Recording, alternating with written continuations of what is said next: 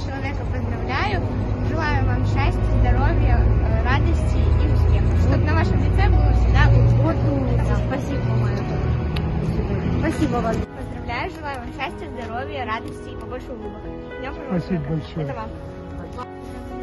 Чтобы всегда были здоровы, всегда были счастливы.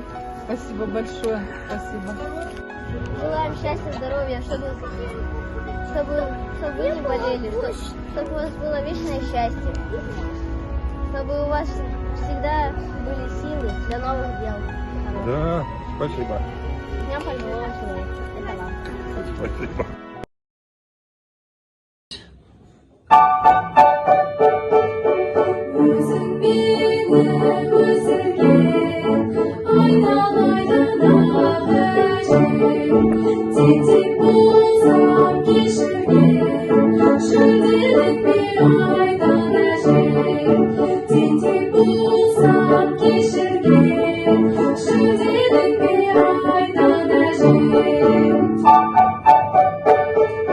Şayet aynadan geleyim.